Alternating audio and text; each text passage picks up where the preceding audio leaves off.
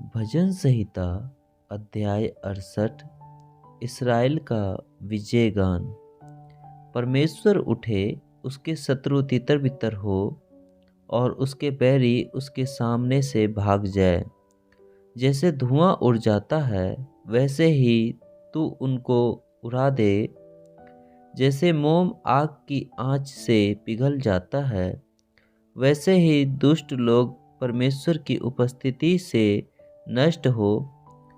परंतु धर्मी आनंदित हो, वे परमेश्वर के सामने प्रफुल्लित हो। वे आनंद में मगन हो, परमेश्वर का गीत गाओ, उसके नाम का भजन गाओ। जो निर्जल देशों में सवार होकर चलता है, उसके लिए सड़क बनाओ। उसका नाम यह है, इसलिए तुम उसके सामने प्रफुल्लित हो। परमेश्वर अपने पवित्र धाम में अनाथों का पिता और विधवाओं का न्यायी है। परमेश्वर अनाथों का घर बसाता है और बंदियों को छुड़ाकर संपन्न करता है। परंतु हठीलों को सूखी भूमि पर रहना पड़ता है। हे परमेश्वर, जब तू अपनी प्रजा के आगे आगे चलता था, जब तू निर्जल भूमि में सेना समेत चला, तब पृथ्वी काँप उठी और आकाश भी परमेश्वर के सामने टपकने लगा। उधर सीने पर्वत परमेश्वर, हाँ, इस्राएल के परमेश्वर के सामने काँप उठा। हे परमेश्वर, तूने बहुतायत की वर्षा की। तेरा निज भाग बहुत सूखा था, परंतु तूने उसको हरा भरा किया है। तेरा झुंड उसमें बसने लगा। हे परमेश्वर, तूने अपनी भलाई से दीन जन के लिए तैयार की है। प्रभु आज्ञा देता है, तब शुभ समाचार सुनाने वालियों की बड़ी सेना हो जाती है। अपनी अपनी सेना समेत राजा भाग चले जाते हैं और गृहस्थीन लूट को बांट लेती है। क्या तू भेड़शाला के बीच लेट जाओगे और ऐसी कबूतरी के समान होंगे जिसके पंख चांदी से और जिसके पर पीले सोने से मढ़े हुए हो?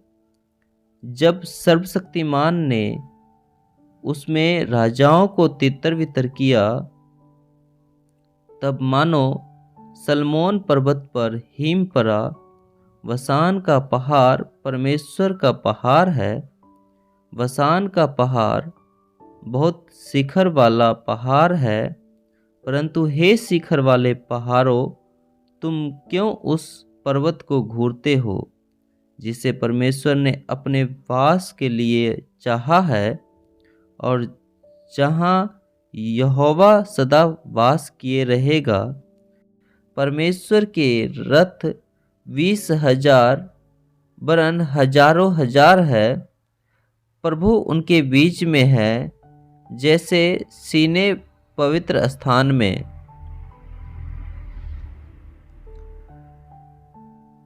तू ऊंचे पर चढ़ा, तू लोगों को बंधुआई में ले गया। तूने मनुष्यों से वरन हठीले मनुष्यों से भी भेंट ली, जिससे यह परमेश्वर उसमें वास करे। धन्य है प्रभु जो प्रतिदिन हमारा बोझ उठाता है। वही हमारा उद्धार करता परमेश्वर है। वही हमारे लिए बचाने वाला परमेश्वर ठहरा। यहोवा प्रभु मृत्यु से भी बचाता है। निश्चय परमेश्वर अपने शत्रुओं के सिर पर और जो अधर्म के मार्ग पर चलता रहता है, उसकी बाल भरी खोपड़ी पर मार मार के उसे चूर करेगा। प्रभु ने कहा है, मैं उन्हें बसान से निकाल लाऊंगा। मैं उनको गहरे सागर के तल से भी फिर ले आऊंगा कि तू अपने पाँव को लहू में डुबोए और तेरे शत्रु तेरे कुत्तों का भाग ठहरे। हे परमेश्वर, तेरी गति देखी गई।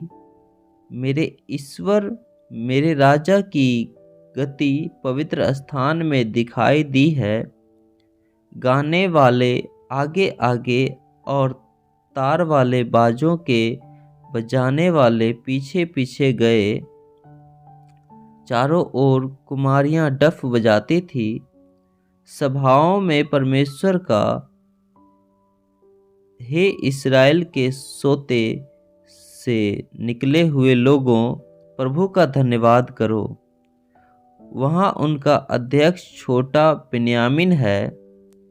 वहाँ यहूदा के हाकिम अपने अनुचरों समेत है। वहाँ जबूलून और नप्ताली के भी हाकिम है। तेरे परमेश्वर ने आज्ञा दी कि तुझे सामर्थ मिले। हे परमेश्वर, जो कुछ तूने हमारे लिए किया है उसे दृढ़ कर। तेरे मंदिर के कारण जो यरूशलेम में है, राजा तेरे लिए भेंट ले आएंगे। नरकटों में रहने वाले बनेल पशुओं को, सांडों के झुंड को और देश देश के बछड़ों को झिड़क दे। वे चांदी के टुकड़े लिए हुए प्रणाम करेंगे। जो लोग युद्ध से प्रसन्न रहते हैं उनको उसने तितर बितर किया है। मिस्र से अधिकारी आएंगे। कुशी अपने हाथों को परमेश्वर की ओर फुर्ती से फैलाएंगे। हे पृथ्वी पर के राज्य राज्य के लोगों, परमेश्वर का गीत गाओ। प्रभु का भजन गाओ, जो सबसे ऊंचे सनातन स्वर्ग में सवार होकर चलता है। देखो, वह अपनी वाणी सुनाता है। वह गंभीर वाणी शक्तिशाली है। परमेश्वर के सामर्थ की स्तुति करो। उसका प्रताप इस्राएल पर छाया हुआ है और उसकी सामर्थ आकाश मंडल में है। हे परमेश्वर, तू अपने पवित्र स्थानों में भय योग्य है। इस्राएल का परमेश्वर ही अपनी प्रजा को सामर्थ और शक्ति का देने वाला है। परमेश्वर धन्य है। यह सर्वशक्तिमान परमेश्वर का वचन है और इस वचन को पढ़े और सुने जाने पर सर्वशक्तिमान परमेश्वर की आशीष होवे। आमीन।